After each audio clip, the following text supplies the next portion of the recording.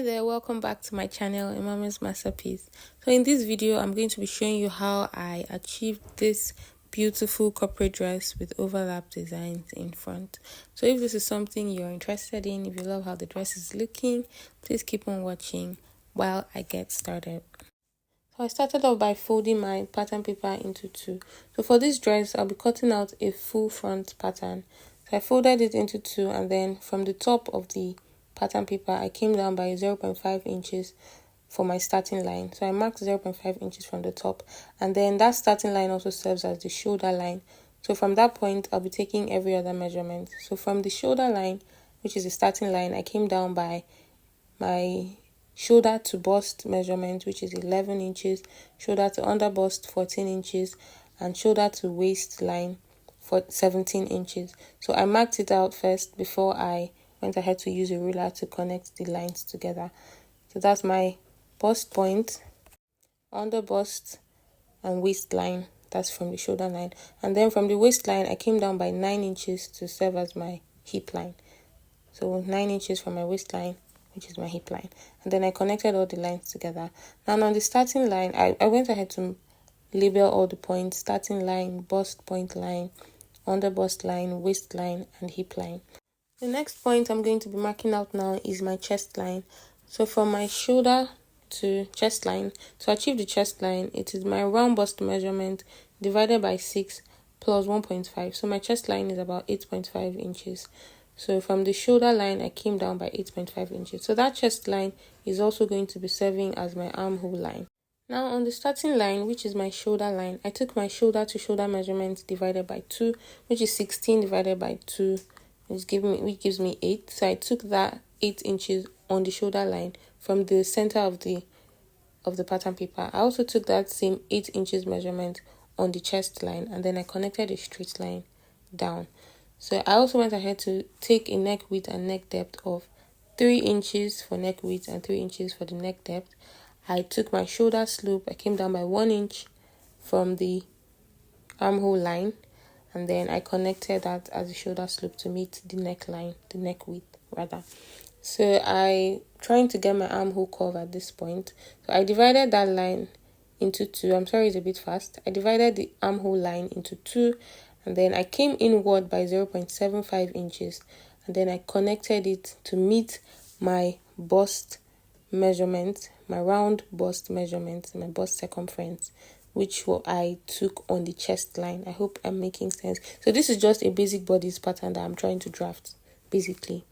So now I went to take on my nipple to nipple measurement, which is 8 inches divided by 2. So the pattern paper is on a fold, and I'm cutting just the front of the dress. So I took my nipple to nipple measurement, which is 4 inches. I took it from the bust line. I took it on the bust line, on the under bust line, on the waistline, and then 1 inch above. I came up by 1 inch from the hip line, and then I connected it on a straight line from the bust to meet that 1 inch above the hip line. So now on the waistline, I went on either side of the waistline by 0.5 inches on each side, and then I connected it just to create a dart. I connected it to the bust point. I also connected it downward to meet the 1 inch above the hip line. So this is my dart, basically. After marking out my darts, I went ahead to take my full body measurement. So on the chest line, I had already taken my bust measurement, which is 41 inches divided by 4. It is on a fold, so it's divided by 4. So I took my bust circumference measurement divided by 4 on the chest line. I took my waist divided by 4 on the waistline, and then I also took my hip circumference measurement divided by 4 on the hip line as well. So after marking out my body measurement, I connected it with my curve rule to give it some shape, and then I went ahead to add 2 inches to the sides for hemming allowance or for body allowance. So I added 2 inches afterwards, and then I also connected the points together.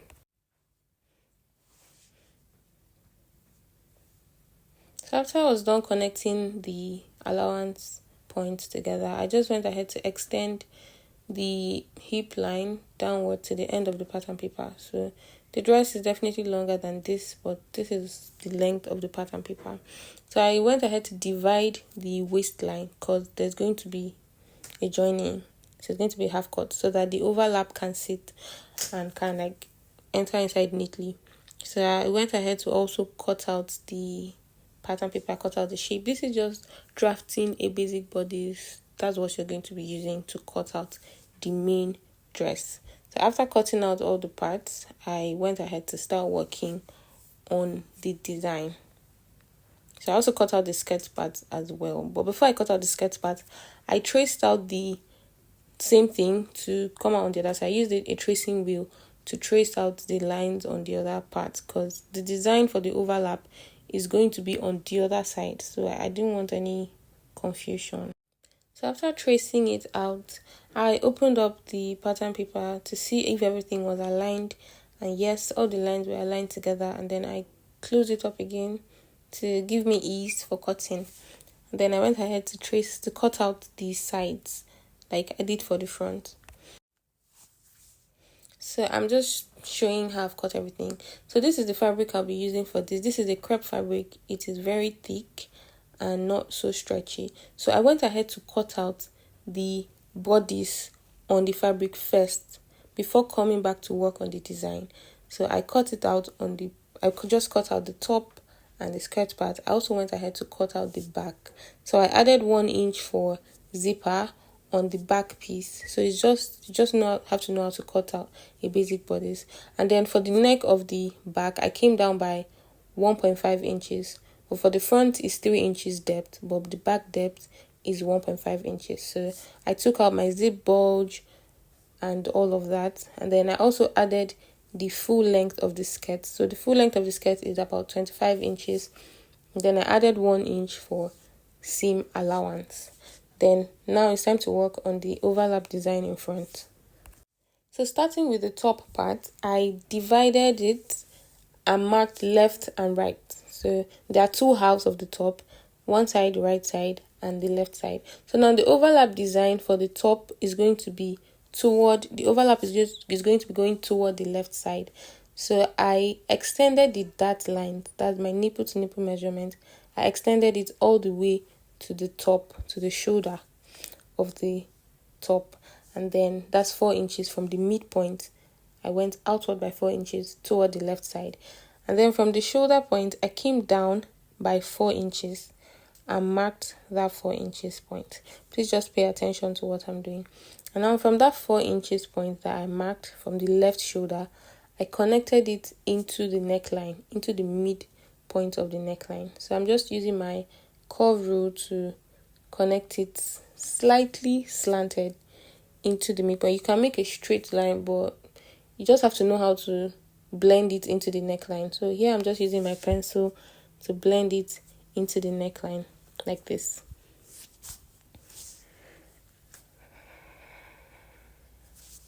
So now that's basically it. That's just all.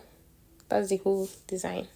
So you see why I cut out the fabric. I didn't want to waste my pattern paper. You can cut out 2 different patterns for this, but I decided to use one. So after cutting out the main bodice, I now came to cut out the overlap.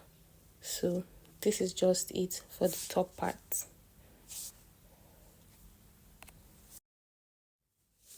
So please, when you're cutting it on your fabric, when you're cutting it out on your fabric, please add about 1/2 inch seam allowance for joining, so you will not have some shortage afterwards.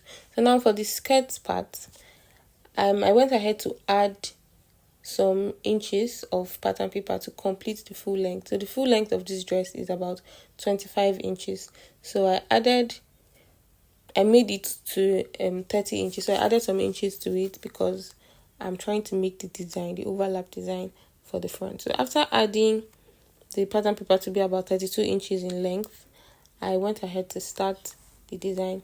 So just like I did for the front, I also divided the pattern paper into 2 halves and I labeled one right and left. I labeled the right side and the left side.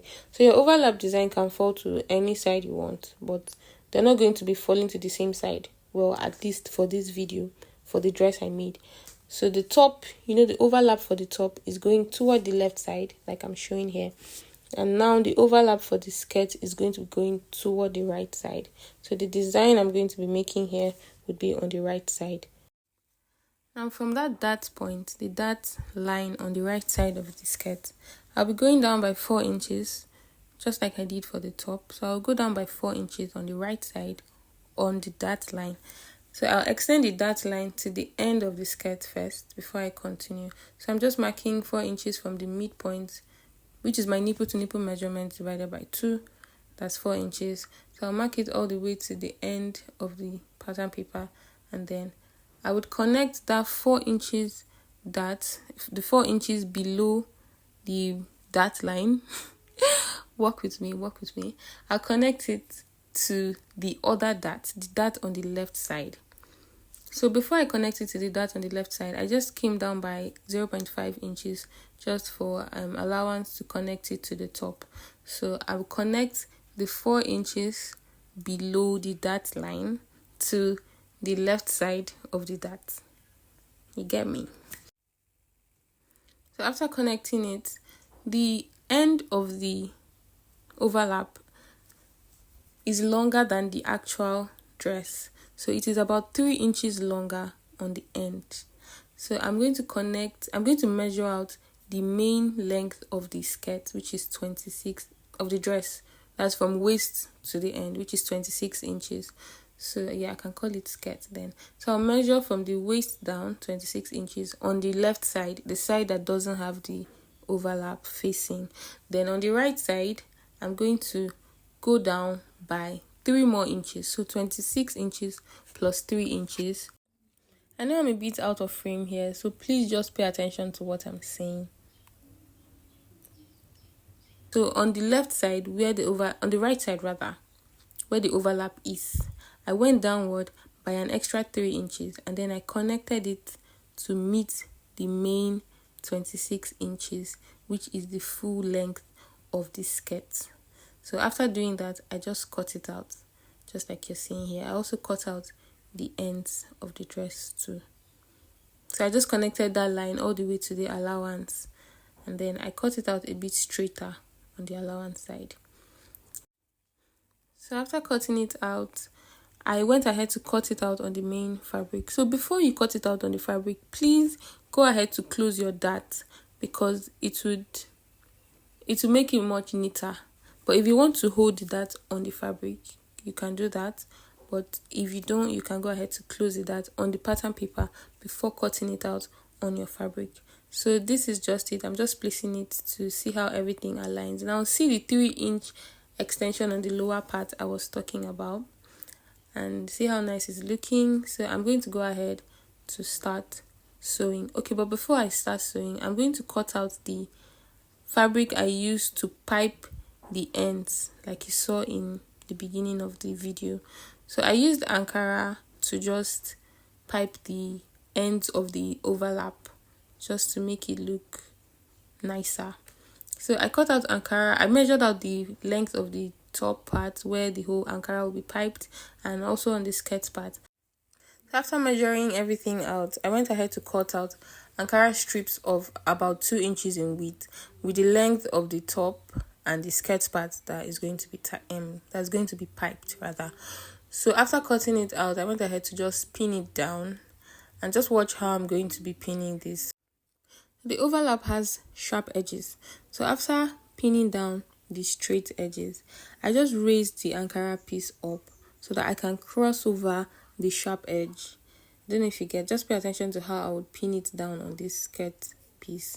So after pinning down the straight edges, getting to the other sharp edge to continue down, I would raise the Ankara piece up a bit, and there'll be a space in between. Just watch. There's a space in between, a very small triangular space, just so that I can continue sharply on this other side. So that space is necessary because it's going to make the work neater when I turn it over. It's going to be piped on the front side. Now I'm going to take it to my machine and just sew it.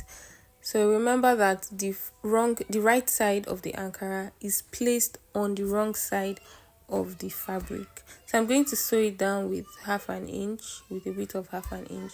Sew it all the way down to that sharp edge and then just continue as I pinned it down at first. So after sewing it down with 1/2 inch, I went ahead to cut out the excess and then turn it over to the right side. So now the Ankara is on the right side, and then I'm turning it over to the right side of the fabric. So I'm going to keep 1 inch width in front. I hope you get what I'm saying. So it's going to be 1 inch. 1 inch of the Ankara would be showing on the front of the fabric. So you can decide to make it as small as you want or as much as you want, but I decided to use 1 inch. Now getting to that edge, I just held it down and I stitched, and then I top stitched on the edge, and then I continued downwards. So I'm going to explain better when I'm doing the skirt part. This is the skirt part I'm about to sew now. So I went ahead to pin it down from the 1/2 inch I kept for joining allowance to join to the top part. I'll sew it from there so that to give it a neat finish when I'm done. So I'm also sewing it by 1/2 inches down. So right side of Ankara placed on the wrong side of the fabric, and then I'll turn it over. So when I get to that edge, so I think I'm going to explain it better here. So when I get to that edge, pardon my hand is covering it a bit, so just watch. I'll just take up the bar lifter behind and continue sewing down just to give it that sharp V shape. So this other edge, the same thing. I'll just sew it all the way down and then take up the bar lifter, bend it over to this other side. You just have to be careful when you're doing this, and then I'll drop the bar lifter and then I continue sewing.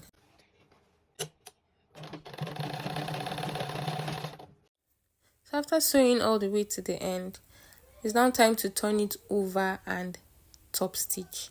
So I'm top stitching on the right side of the fabric. I hope that's clear. So I'll bend it over. I'll put 1/2 inch in. It's just like you're using a bias to pipe something. So I'm going to be giving a width of 1 inch. So I'll go ahead and sew it straight down to the sharp edge before turning it on the sharp edge. So just watch what I'm doing. So almost getting to that edge, I'm going to turn it in. You know, I had already sewn it down on the other side, on the wrong side, and now this is the front side of the fabric. I'm trying to top stitch. So I'll push it in and fold it all the way down, still maintaining my 1 inch width. So I'm just going to sew it straight down. So when I get to that edge, just watch carefully. Or when you're doing it, do it carefully.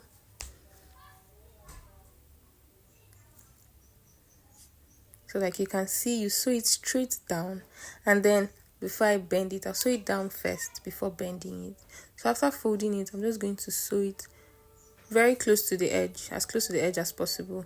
And then when I get to that sharp edge, the sharp V point, I would raise the bar lifter behind and then make like a top stitch.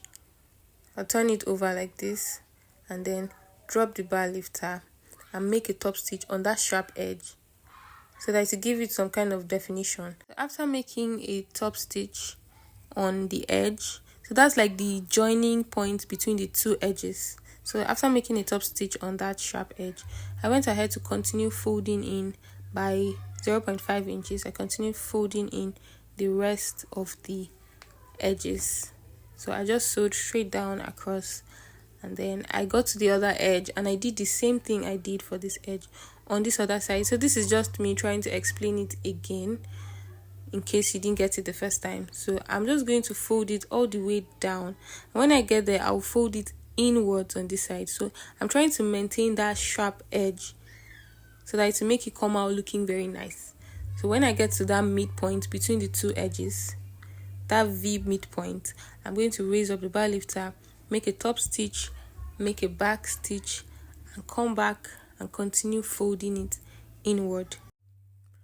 So if you don't understand what I'm saying, please just watch closely as what I'm doing, and I promise you're going to get it. Yes, I hope you get it. Okay, so I'll just fold it inward and continue sewing on the straight edges down to the end.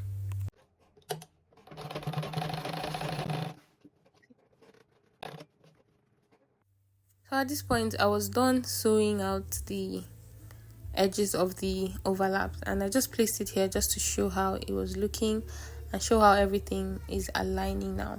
So I'm going to go ahead and sew my darts and also turn out the neck. So at this point I cut out interfacing earlier off camera. I cut out interfacing just to turn out the neck for the front and the back. So I am just going to show where I'll be placing, where I'll be sewing this. I'm going to sew this to the skirt part, the main skirt part. I'm just going to sew straight across. And the top overlap is going to be joined to the shoulder, to the left side of the shoulder. So also for the back pieces, I'm going to be joining the top back pieces to the skirt back pieces. So here at this point, I was done joining the shoulders together. I was done joining the top to the skirt part. I had fixed my dart and everything was looking almost done. So I also went ahead to take my body measurements, and then I'll go ahead and also fix my zipper. So I had gone ahead and fixed my zipper at this point. I was almost done. I also went ahead to hem the lower part of the dress, the ends of the dress. So I turned it in, and then I cut out a small strip of fabric to use to turn in the armhole. So you can use a bias for this, but I just decided to use the same fabric. So I placed it on the right side, and then I turned it in, and then I sewed it inwards. So I did it for the two armholes because this outfit doesn't have a sleeve like you saw earlier. So here I was done with everything. Everything came out looking so nice and neat and beautiful. So I went ahead to give it a very good press. I ironed it down very nicely. Ironed the edges. Look at how those edges are looking so nice. So if you stayed up to this point, please do well to give this video a like, share, and subscribe to my channel. Also turn on your notifications so you get notified when I post new videos. So from the inspiration, it had some pressed buttons, but after making mine, I think I prefer it this way, open. Thank you so much for watching. I hope to see you in my next video. Bye.